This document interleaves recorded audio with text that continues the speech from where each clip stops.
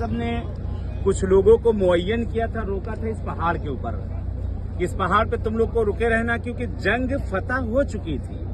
लेकिन जैसा कि खुद पैगंबर आजम ने कहा था, अगर मैं शहीद भी हो जाऊं, जंग फतह भी हो जाए, तो कोई जब तक कि मैं ना कहूं यहां से कोई हटेगा। बहरहाल कहते हैं माले गनीमत जमा करने के लिए उसमें बहरहाल पहले दूसरे तीसरे जितने भी थे सारे जो है दौड़ पड़े।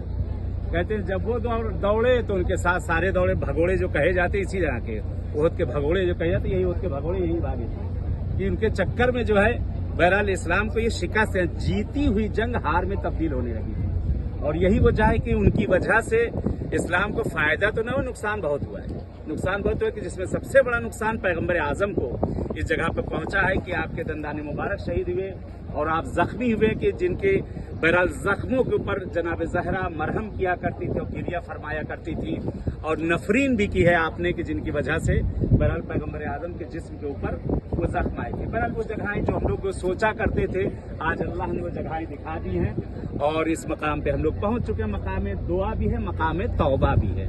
मकाम तौबा है और मकाम दुआ दोनों है। तो इंशाल्लाह यहाँ से चलते हुए अपने गुनाहों की तौबा करते हुए और दुआ करते हुए कि जैसे आए हैं ये आखिरी आना ना हो। इंशाल्लाह बार बार ऐसे ही हम लोग सब इंशाल्लाह आते रहेंगे। नहीं, जगह नहीं, नमाज की जगह ही नहीं, मस्जिद नहीं, मस्जिद